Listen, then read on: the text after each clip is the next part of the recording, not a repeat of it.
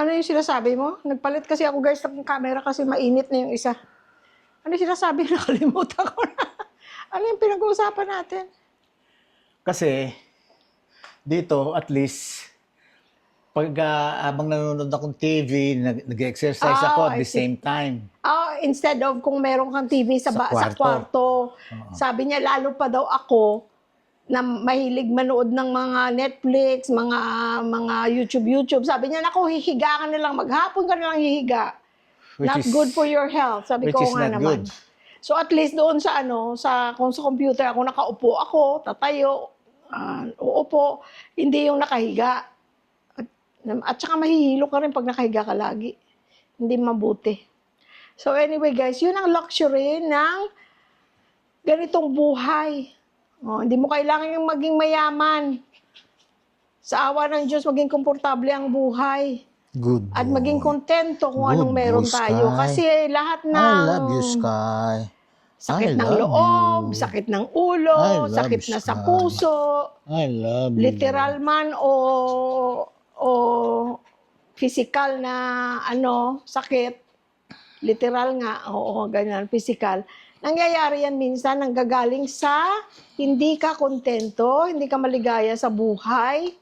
Okay lang na hindi maging kontento, pero pagka ganon, dapat magpursige. Pero kung hindi ka kontento, tapos kinukumpara mo lang ang sarili mo sa ibang tao, tapos lalo ka nang nagiging sad dahil kasi ang tingin mo sa sarili mo, ang layo, kumpara sa iba, meron silang ganyan, ikaw wala. Ay, maano ka, magiging desperado ka, madidepress ka, hindi ka magiging maligaya. Pag hindi ka maligaya, pati ang mental health mo maapektuhan, which is not good. So, kailangan maging kontento sa buhay kung anong binigay ng Diyos. Pero kontento at the same time, nagpupursige ka para makuha mo yung mga gusto mong bagay. Yes.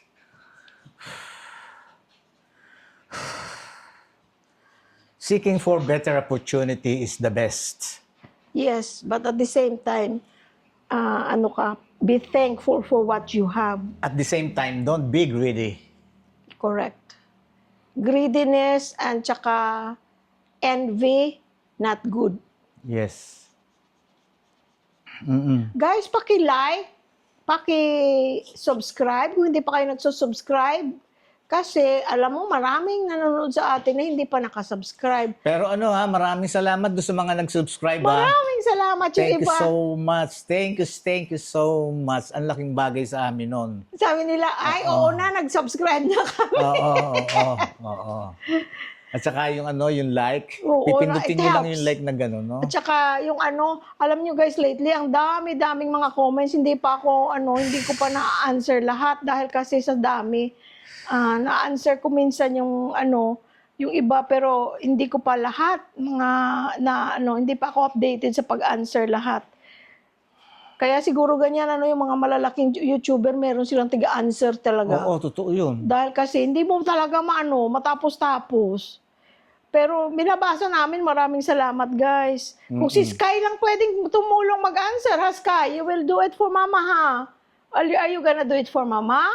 Do it for Dada? Dada. Good boy. Good boy yan ang Sky. Maganda rin guys, mag-retired kayo. Magkaroon kayo ng pet na ganyan. Nakakatuwa. Mayroon kayong kausap. Merong nangungulit. Okay, another 3 sets. Nakatagilid eh.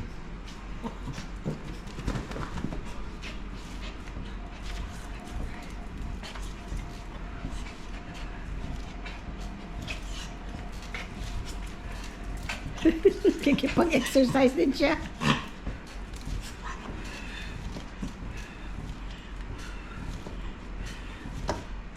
Ayan, umiga na ga.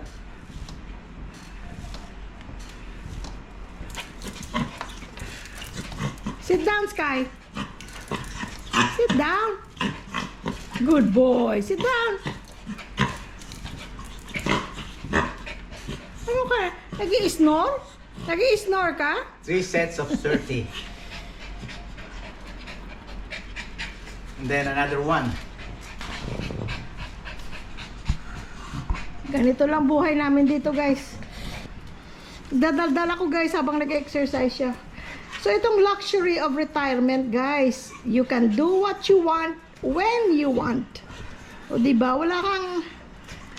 Wala kang schedule na, kailangan mong gawin ito sa ganitong oras dahil kasi papasok ka pa. Walang walang negative sa mga pumapasok kasi having a job is a blessing, 'di ba? Having a job, having a source of income is a great blessing. At lagi kong sinasabi, kung hindi sa aming unique na sitwasyon sa aming age gap, ako ay nagtatrabaho pa rin. Kaya lang, kailangan naming mag-retire na para ma-enjoy namin ang aming buhay. Dahil nga, si Louie Boy ay mas may edad kaysa akin. Kung nga magre-retire ako ng full retirement, anong edad niya na yun? Hindi niya na magagawa yung mga ginagawa niya ngayon. O, diba? So, depende lang sa sitwasyon. Pero ang inaano lang namin, na we did not regret our decisions sa pag-retire ko ng maaga at pag-uwi sa Pilipinas. This is the luxury, guys, ng pag-retire ng maaga at nandito kami sa Pilipinas. Hindi kami mayaman, pero we live a comfortable life. Yun ang importante naman, di ba? Tsaka hindi ko na alam ang lasa ng kare-kare nun.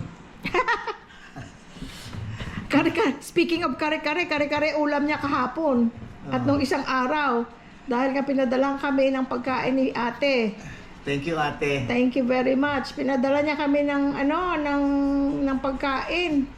Akin pampano na yung sa Jerry's Grill, pampano a la pobre. Guys, kung mahilig kayo sa pampano o mahilig kayo sa fish, pag nasa Jerry's Grill kayo, you try the pampano a la pobre. Masarap. Ako naman, crispy pata. Oo. Kaya ako, nag-exercise kayo. Pero nilagay niya lang sa freezer, patikita ko, guys. Kumain lang siya, konti lang kinain mo, no? Kasi malaki pa yung natira Nasaan na? Nilalagyan ko yan dyan, guys. Kaya kung hindi, kukut-kutin ni Sky ang sako. Anyway, nasaan na yung niya? Saan ko ba nilagay? Ayun. Malaki pa, crispy pata ito. Ang laki pala na in-order ni ate. Ang laki-laki, Kumuha lang siya ng konti, tinikman niya lang. Matagal niya yan bago maubos. Tapos pag nagkataon na nandito si Percy or kung sino man nandito, mga pumunta sa bahay na kumakain ng mga ganyan, iniluluto niya, ginagawa niyang paksiw.